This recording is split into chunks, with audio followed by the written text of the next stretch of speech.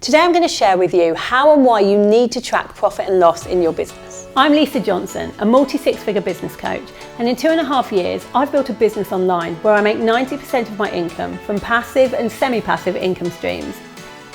I know for some of you, especially if you're a creative, that the numbers are boring. Or you might be one of those people who have a limiting belief around your capability for the numbers and finances in your business. But it's really important that you have a handle on the profit and loss for your own business. This should not be something you relinquish responsibility to somebody else for, even your accountant. The why is simple. It's important to keep an eye on your costs, keeping them to a minimum and continuing to up your revenue. That's how you grow your business, make more money and live the freedom lifestyle that you've been dreaming of for so long.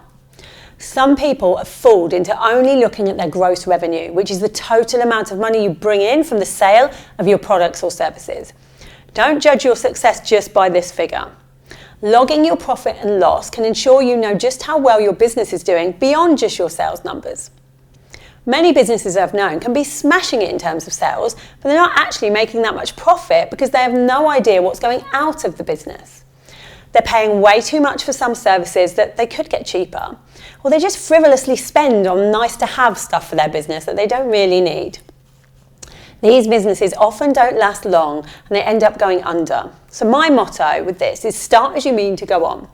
Even when your business is just starting out, it doesn't matter if it's not got many overheads or even if you've only got a couple of clients, it's a really good habit to get into. It is so much harder to get on track with this further down the line. A simple profit and loss statement is easy to understand and to create. It's made up of just a few simple sections, including revenue. So revenue is the money that you're bringing in from your sales. Your total revenue is also your break-even point. If you spend exactly as much as you earn, you'll break even, but your business won't be profitable. If you want your business to be profitable, your revenue needs to exceed your costs. So direct costs refer to expenses you incur when making your product or delivering your services. In other words, any expense connected to the company's products or services is a direct cost. Gross margin is calculated by subtracting direct costs from the revenue. So having a high gross margin is one of the best indicators of strong financial health. Operating expenses. These are costs you incur to keep your business up and running. So these expenses might include things like rent, admin expenses, marketing, salaries, utilities. And operating income refers to earnings before interest, taxes, depreciation, etc. You can calculate operating income by deducting the operating expenses from your gross margin. Net profit, otherwise known as the bottom line, is the profit after expenses have been deducted from the total revenue.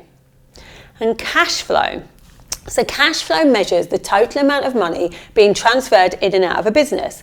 Money coming in as a result of business activities such as client payments or bank loans are considered to be income.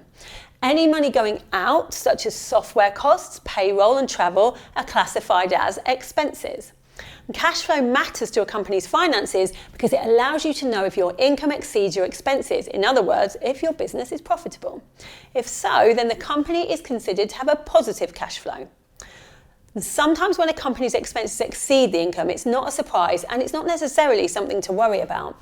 It's a really common situation for a lot of startups in their first couple of years because they need to establish themselves in the marketplace.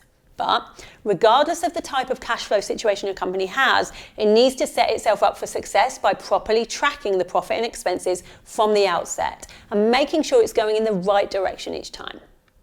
Now, some of these labels might sound a little bit overwhelming, but they needn't be.